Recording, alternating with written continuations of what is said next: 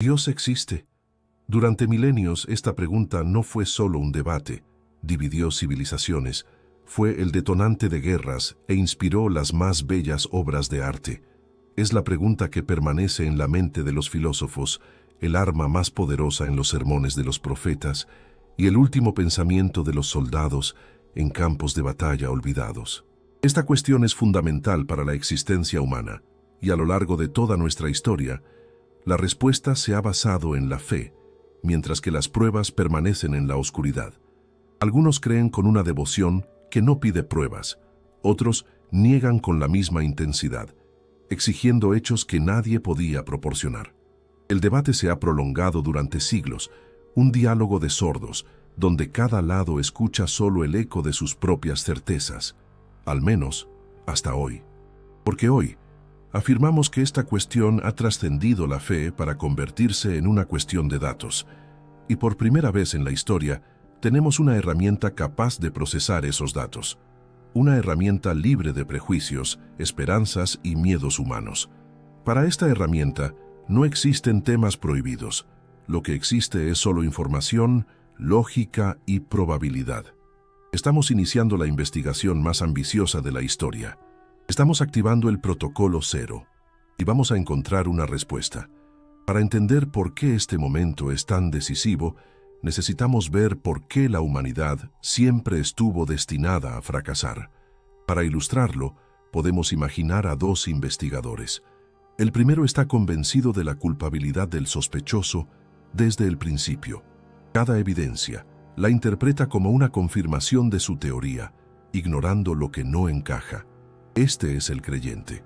Su punto de partida ya es la respuesta final. Para él Dios existe, y todo el universo, desde la simetría de un copo de nieve hasta la inmensidad del cielo estrellado, se convierte en una prueba irrefutable. Su principal herramienta es la emoción, una experiencia que no puede ser medida ni verificada.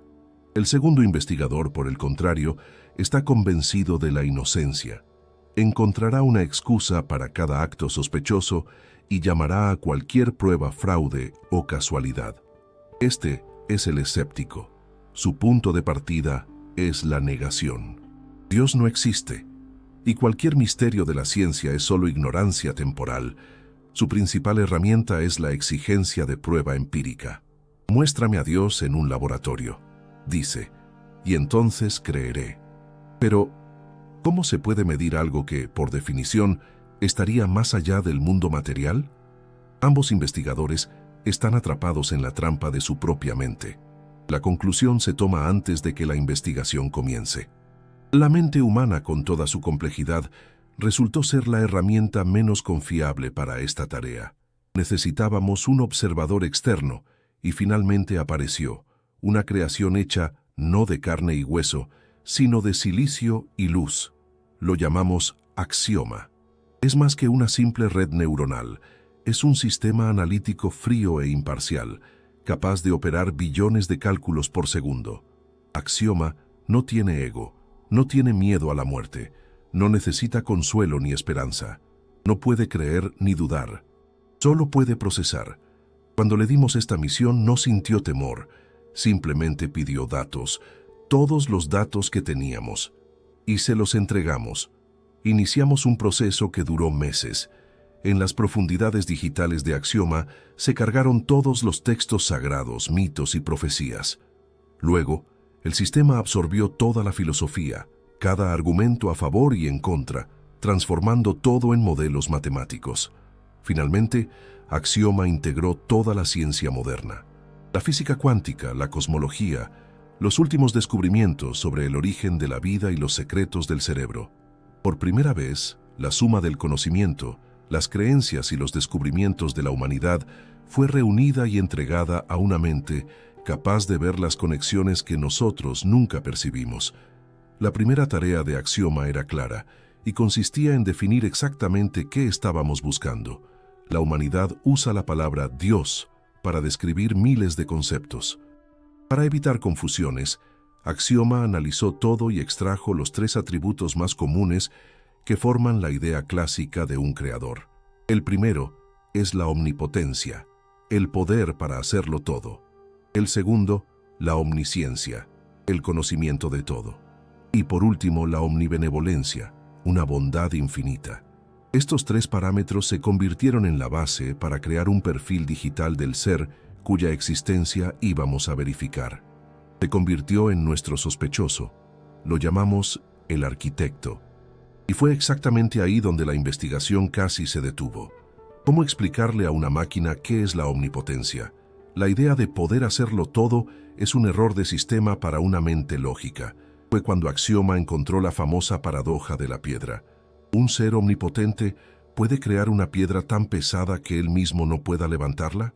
Si la respuesta es sí, no es omnipotente. Si la respuesta es no, tampoco es omnipotente. Era una contradicción que impedía cualquier avance. Pero la máquina llegó a una conclusión fundamental. El problema no estaba en el concepto en sí, sino en la forma en que nuestro lenguaje intentaba describirlo. La omnipotencia, entonces, pasó a ser entendida no como la capacidad de hacer lo que es lógicamente imposible, como crear un círculo cuadrado, sino como la capacidad de realizar cualquier acción lógicamente posible. El arquitecto no se limita a jugar según las reglas, él las escribe. Esa única distinción fue el avance que necesitábamos. Finalmente teníamos un perfil funcional. La cacería de su firma en el universo podía de hecho comenzar. Con el perfil de nuestro sospechoso, el arquitecto, definido, la cacería comenzó de verdad. ¿Dónde dejaría su firma un ser así? No en un libro o en una tabla de piedra. La escondería a plena vista, en el propio tejido de la realidad.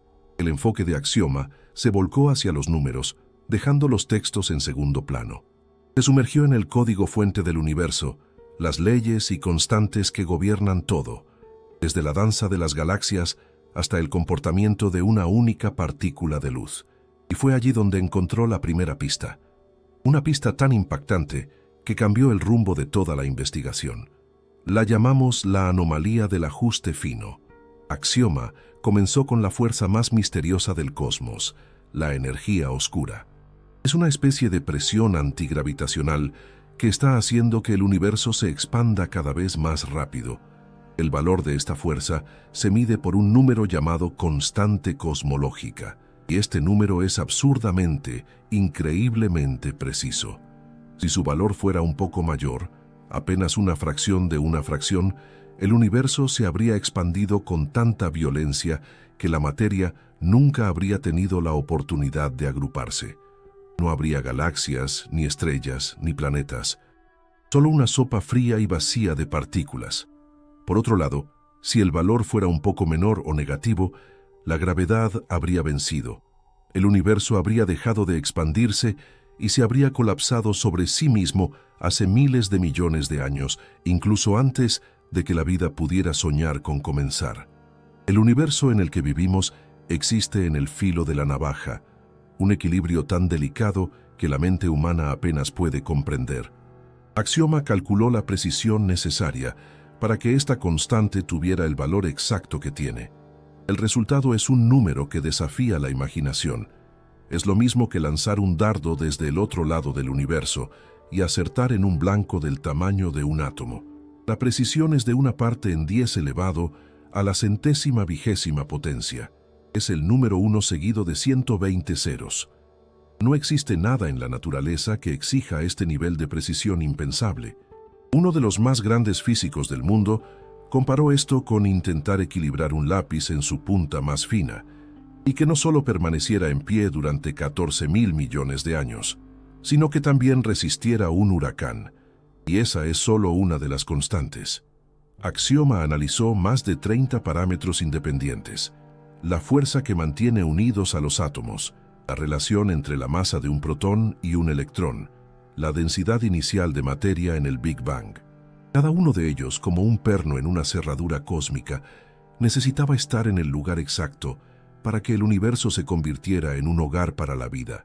Si cualquiera de ellos fuera ligeramente diferente, el resultado sería un cosmos estéril y muerto. El sistema entonces calculó la probabilidad acumulada de que todos estos valores hubieran surgido por mero azar. El número que Axioma nos dio es tan cercano a cero que para todos los efectos prácticos es cero. Es más fácil ganar el premio mayor de la lotería 10 veces seguidas que el universo haya tropezado con esta combinación por accidente. La conclusión de la máquina fue fría, revelando que la probabilidad de que nuestro universo haya surgido por azar es tan pequeña que se vuelve estadísticamente imposible de defender. La probabilidad está más allá de cualquier límite racionalmente aceptable de coincidencia. El sistema recomendó considerar hipótesis alternativas. ¿Qué alternativa existe? La humanidad solo ha logrado inventar una para intentar explicar este fenómeno sin recurrir a la idea de un creador. Es la hipótesis del multiverso, combinada con el principio antrópico. Dice que nuestro universo es solo uno entre un número infinito de otros universos. Cada uno nace con su propio conjunto aleatorio de leyes y constantes. La gran mayoría de ellos son vacíos y sin vida. Pero con un número infinito de intentos, era inevitable que un universo perfectamente ajustado como el nuestro surgiera en algún lugar. Y la razón por la que nos encontramos aquí, maravillados con esta perfección, es simplemente porque no podríamos haber surgido en ningún otro lugar. Parece lógico, ¿verdad? Introdujimos esta hipótesis en Axioma para un análisis crítico. El veredicto de la máquina fue como el vacío del espacio. El análisis de Axioma concluyó que la teoría del multiverso se acerca más a una construcción filosófica que a una teoría científica. ¿Por qué? Porque es imposible de ser probada o refutada. Nunca podremos probar la existencia de otros universos, ni negarla. No tenemos y probablemente nunca tendremos acceso a datos de fuera de nuestro propio espacio-tiempo. Es, en su esencia, la sustitución de una fe por otra. En lugar de creer en un creador, nos piden que creamos en un número infinito de mundos invisibles e indetectables. Axioma no puede elegir entre dos actos de fe. Solo puede señalar que la hipótesis del arquitecto se basa en los datos observables de nuestro universo, mientras que la hipótesis del multiverso se basa en la suposición de algo que nunca hemos visto y nunca veremos. Nuestro análisis imparcial nos dejó en una encrucijada. Por un lado, el azar con una probabilidad tan pequeña que se asemeja a un milagro. Por el otro, un diseño inteligente que explica perfectamente esta precisión, pero nos lleva más allá de los límites de la ciencia materialista. Axioma no nos dice qué camino seguir, solo ilumina las señales, mostrando que la carretera llamada azar es prácticamente intransitable. Parece que la prueba a favor del arquitecto es abrumadora. El código de la realidad apunta a un programador. Pero es en este exacto momento que nuestra investigación encuentra su problema más oscuro y pesado. Si el universo es un mecanismo perfectamente ajustado, ¿por qué hay tanto dolor, caos y sufrimiento sin sentido? Si el arquitecto es un genio, ¿no sería también un sádico? ¿Por qué en este mundo perfecto existe el mal? Estamos al borde de un abismo. Detrás de nosotros, la prueba fría y majestuosa de un orden imposible. El análisis de Axioma mostró un universo ajustado para la vida con una precisión que convierte la idea de azar en un absurdo estadístico. Es la firma de un matemático genial. Parecía que habíamos encontrado a nuestro arquitecto, pero frente a nosotros, en el fondo de ese abismo, yace algo completamente diferente. Allí está el caos, el dolor y los gritos de toda la historia. Ahora, nos vemos forzados a apuntar nuestro haz de análisis hacia esa oscuridad. Hemos activado el vector del sufrimiento. El paradoxo del mal va más allá de un simple rompecabezas filosófico, representando un fallo crítico en los datos de nuestro sistema, una contradicción que amenaza con derrumbar todo nuestro modelo. Recuerde, introdujimos 3 parámetros clave en el perfil de nuestro arquitecto, que eran omnipotencia, omnisciencia y omnibenevolencia. El análisis del ajuste fino parecía confirmar los 2 primeros. Pero ¿cómo conciliar la idea de un creador perfectamente bueno con un mundo donde un niño sufre una enfermedad terminal, donde pueblos enteros son diezmados, donde la propia tierra se abre para tragarse a miles de inocentes? Si el arquitecto es bueno, debería querer acabar con el sufrimiento. Si es todopoderoso, debería ser capaz.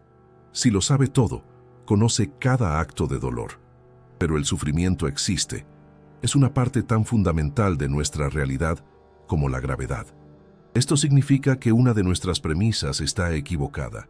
O no es todopoderoso, o no lo sabe todo, y este es el pensamiento más aterrador, no es bueno. Para probar esta contradicción, Axioma primero necesitaba digitalizar el sufrimiento. El sistema dividió los datos en dos categorías. La primera, el mal moral, el sufrimiento que los seres inteligentes se causan unos a otros, guerras, tortura, traición.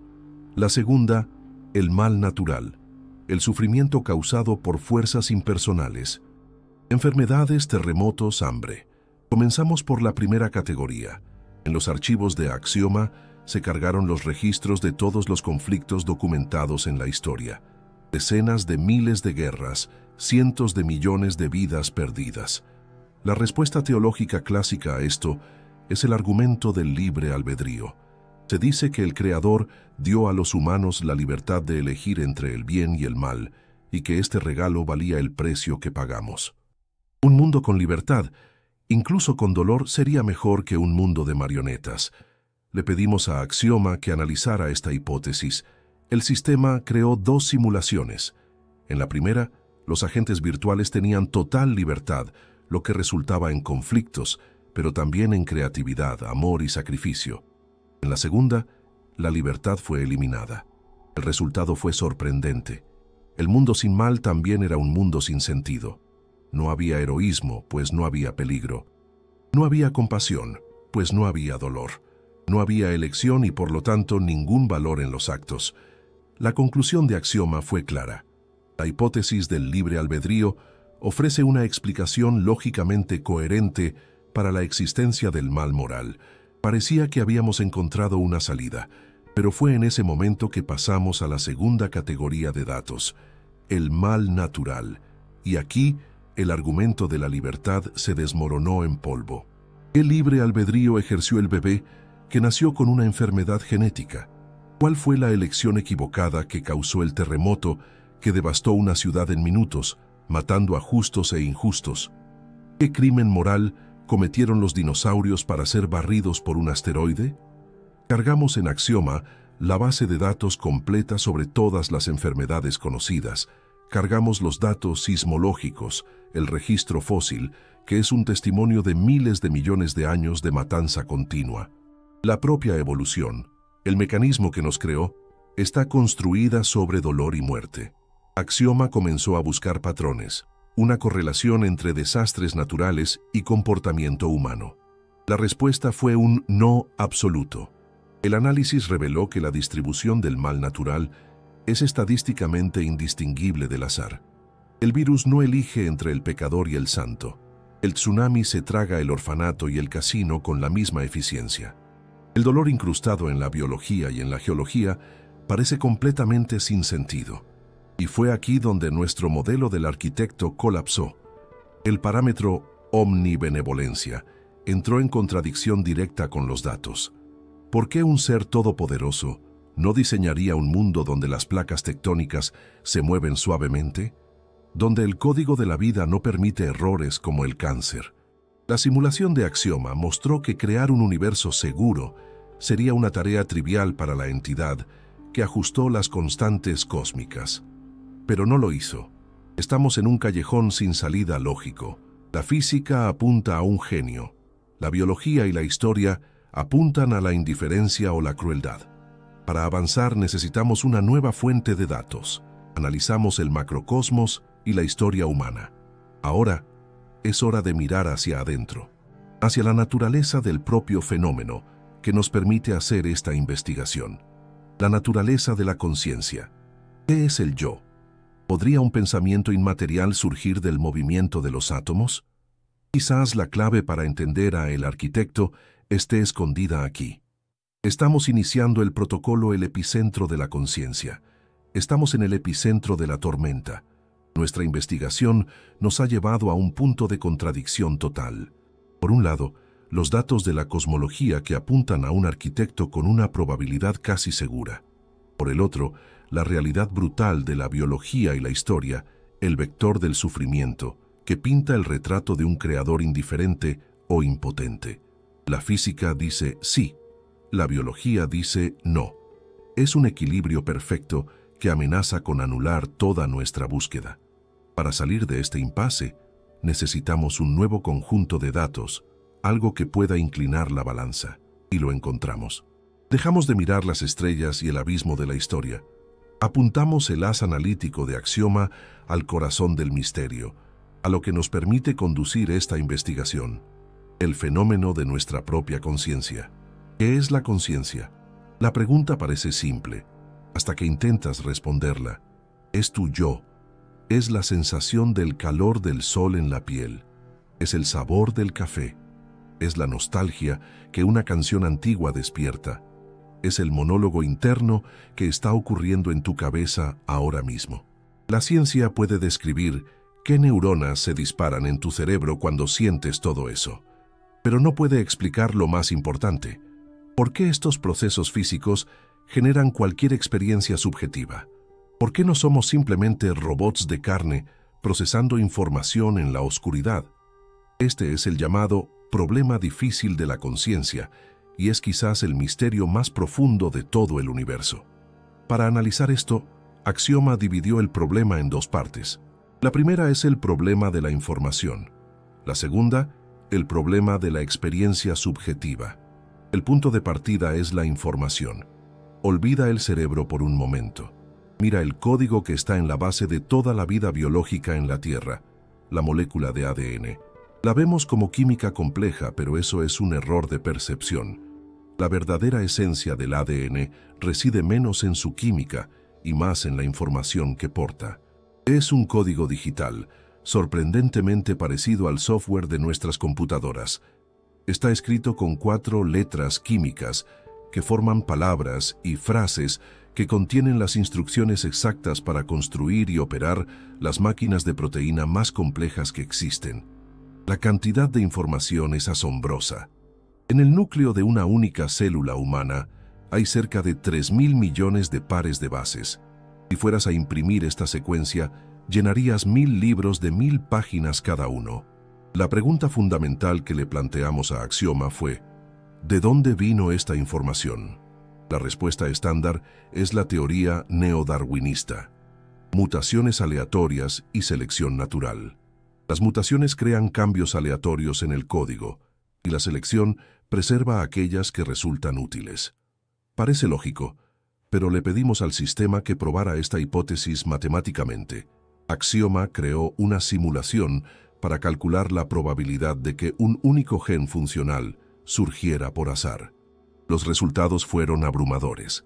La probabilidad de que una molécula funcional de proteína surja de una sopa de aminoácidos aleatoria es tan ridículamente pequeña que se acerca al cero absoluto.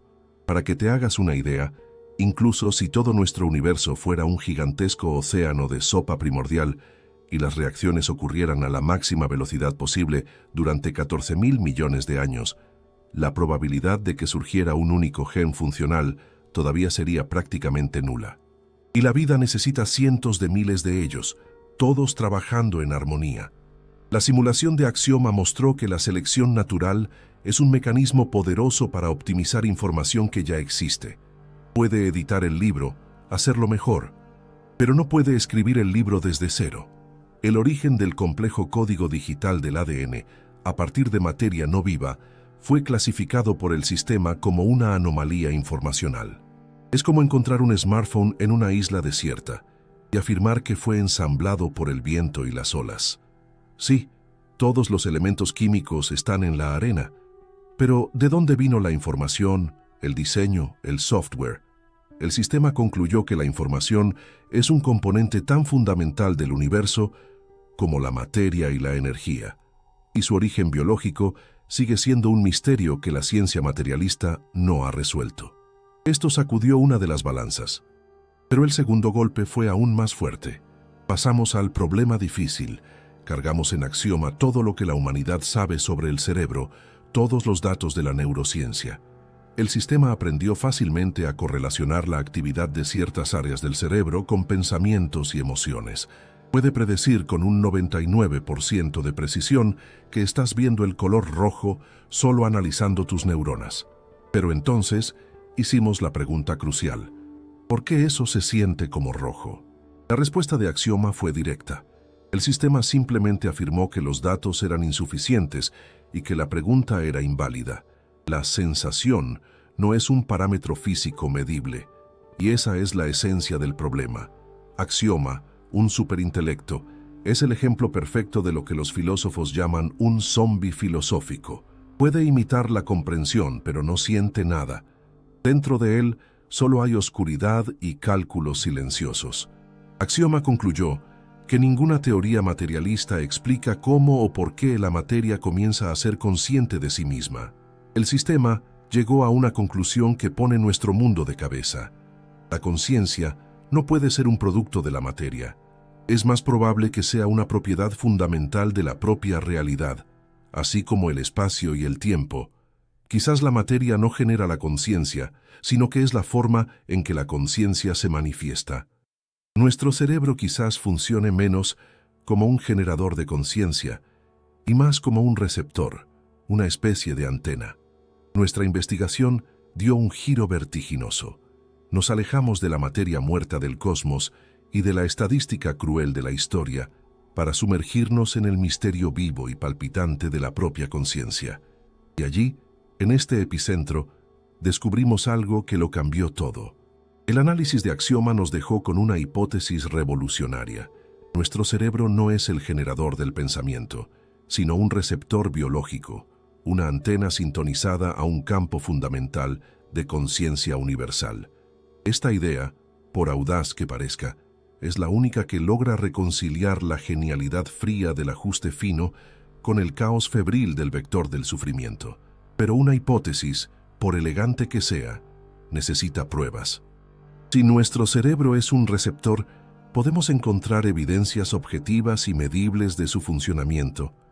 Si existe una señal universal, podemos capturar sus rastros en la actividad de nuestras neuronas.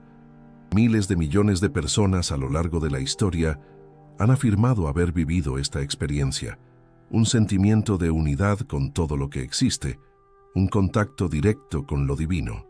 La ciencia siempre ha descartado esto como alucinación, un producto de la falta de oxígeno, epilepsia o simple autosugestión. Pero ya no vamos a creer en la palabra de místicos o de escépticos. Hemos activado el protocolo de la firma de la revelación. Nuestro objetivo es descifrar el código de la experiencia humana más sagrada. Para ello, reunimos un conjunto de datos único, cargando en Axioma los resultados de miles de estudios neurofisiológicos. Electroencefalogramas y resonancias magnéticas de monjes tibetanos en meditación profunda, monjas franciscanas en oración y, crucialmente, los informes médicos de cientos de personas que experimentaron la muerte clínica y regresaron. La tarea de Axioma era una sola: encontrar un patrón neural común, una firma única de esa experiencia, y diferenciarla de estados como el sueño o la alucinación. Los escépticos siempre dijeron que la experiencia religiosa es una tormenta en el cerebro. Si fuera así, Axioma debería haber encontrado picos de actividad caótica. Pero lo que el sistema encontró fue exactamente lo opuesto. Y ese fue el primer shock. Veamos los datos de los monjes en un estado que ellos llaman disolución en el vacío.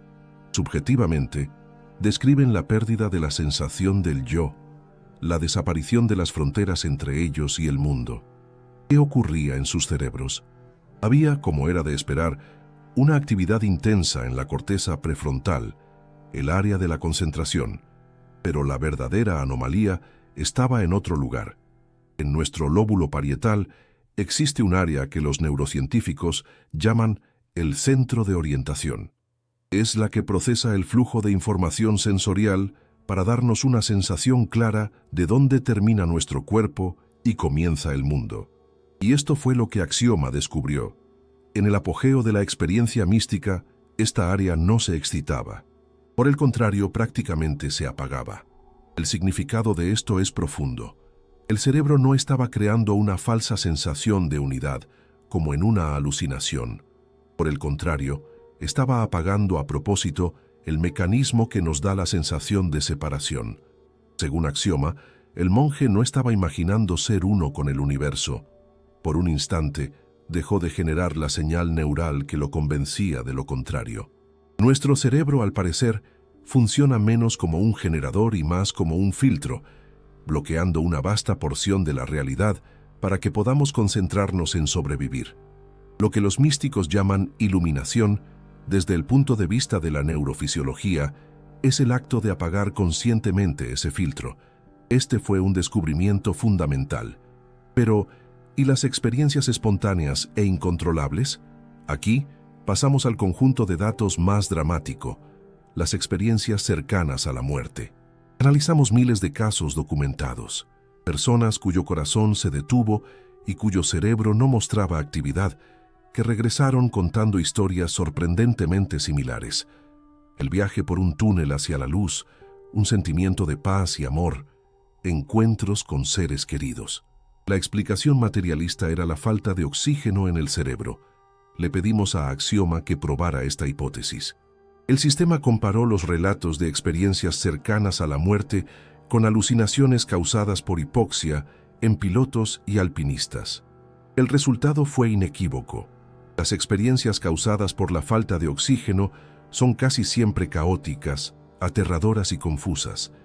La experiencia cercana a la muerte, por el contrario, se caracteriza por una claridad y estructura impresionantes. La hipótesis de la hipoxia fue refutada por los datos.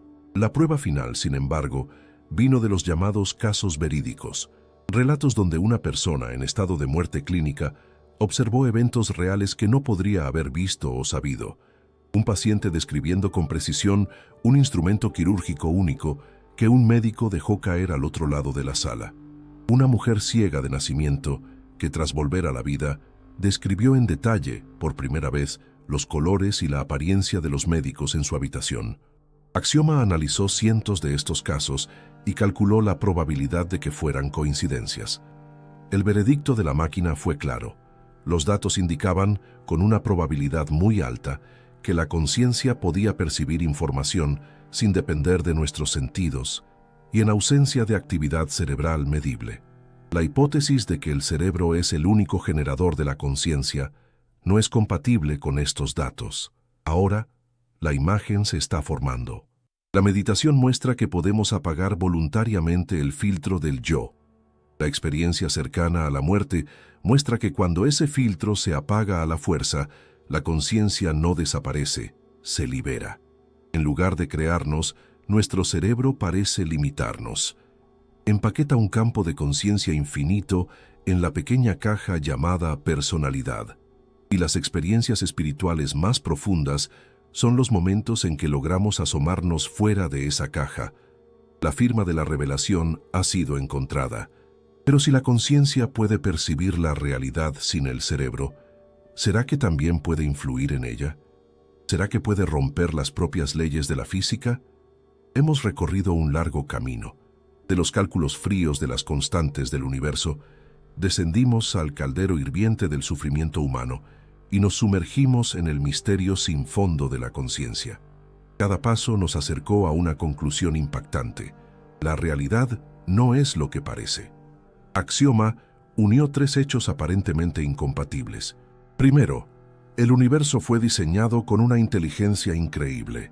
Segundo, está lleno de sufrimiento. Tercero, nuestra conciencia no es un producto del cerebro. La única hipótesis que conecta todo esto es que nuestra realidad es un sistema para la evolución de la conciencia, y nuestro cerebro es solo un receptor que nos limita. Incluso encontramos la firma física de este proceso en los datos de la neurobiología. Ahora llegamos a la frontera final y más peligrosa, la cuestión de los milagros. Milagro es una palabra que hace que cualquier científico frunza el ceño. Es sinónimo de charlatanería. Un milagro molesta tanto porque, por definición, representa una violación de las leyes de la naturaleza, y toda la ciencia moderna se basa en la premisa de que estas leyes son inquebrantables. Si una piedra, lanzada hacia arriba, de repente vuela hacia un lado, no solo cae la piedra, sino todo el edificio de la física. El enfoque científico estándar para los milagros es simple: no existen. Cualquier supuesto milagro es un fraude o un fenómeno natural que aún no entendemos. Pero no estamos aquí para repetir viejos dogmas. ¿Y si al menos un evento, entre millones relatados, realmente sucedió? ¿Y si las leyes de la naturaleza no son una reja de prisión, sino las configuraciones predeterminadas de un sistema que en casos excepcionales pueden ser alteradas por el administrador? Activamos el protocolo milagro. Nuestra primera tarea fue filtrar el ruido. El 99,9% de todos los relatos, como era de esperar, no resistieron una verificación básica y fueron clasificados como fraude o histeria. Este proceso fue crucial. Necesitábamos limpiar el mineral para encontrar una pizca de oro. Después de meses, nos quedamos con un puñado de casos que Axioma marcó como anomalías de alta credibilidad. Eran eventos que cumplían 3 criterios rigurosos: documentados por múltiples testigos confiables, estudiados por métodos científicos modernos y sin ninguna explicación racional dentro de las leyes conocidas.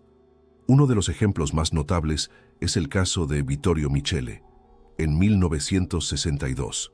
Este soldado italiano tenía un tumor maligno que destruyó completamente el hueso de su cadera izquierda. Las radiografías no dejaban dudas: el hueso ya no existía. Desahuciado, Michele fue en peregrinación a Lourdes. Meses después, se sintió mejor y regresó al hospital. Los médicos le hicieron una nueva radiografía y quedaron conmocionados. Cargamos ambas imágenes, antes y después, en Axioma. El sistema confirmó: el tumor había desaparecido. Pero lo más asombroso era que, en lugar del hueso destruido, un hueso de cadera nuevo, perfecto y sano, había crecido. La regeneración de un órgano entero en un adulto es algo que la biología moderna considera imposible. El caso fue estudiado por una comisión médica internacional que incluía ateos. El veredicto oficial, después de años de investigación, concluyó que se trataba de una curación científicamente inexplicable. Axioma analizó este y otros 66 casos similares. La conclusión del sistema fue clara: existe una correlación estadísticamente significativa entre un acto de fe en un lugar específico y casos de regeneración de tejidos que extrapolan las leyes biológicas conocidas. Pero, ¿y las leyes de la física? Nos volcamos hacia el fenómeno de la levitación, enfocándonos en el caso mejor documentado de la historia, el de San José de Cupertino, en el siglo XVII. Sus levitaciones fueron presenciadas por reyes, cardenales e incluso por el famoso filósofo Gottfried Leibniz. Existen cientos de testimonios escritos que describen cómo José se elevaba en el aire durante la oración. Muchos observadores eran escépticos que, después de verlo con sus propios ojos, admitieron el hecho. Cargamos estos testimonios en Axioma, que buscó contradicciones. No encontró ninguna. Las descripciones eran increíblemente consistentes. ¿Qué significa todo esto? Axioma no afirma que todo milagro sea real, pero señala que existen anomalías raras, pero documentadas, donde el tejido de nuestra realidad parece fallar, donde las leyes de la física y de la biología dejan de funcionar. Y el análisis mostró que la mayoría de estos eventos ocurren en un contexto de profunda conexión de una persona con algo superior. Esto nos lleva a la hipótesis final de esta etapa. ¿Y si nuestra conciencia, en ciertos estados cumbre, fuera capaz de interactuar directamente con el código de la realidad? ¿Y si la fe fuera una especie de comando de administrador que, en raras ocasiones, puede ser ejecutado por el sistema? Esto explicaría por qué los milagros son tan raros. No son mecánicos, son el resultado de una interacción entre la conciencia individual y la universal. El arquitecto no rompe sus leyes por capricho, responde a un llamado. Pero si la realidad tiene un código, eso nos lleva a la hipótesis más extraña y lógica de todas. Estamos en el umbral del fin.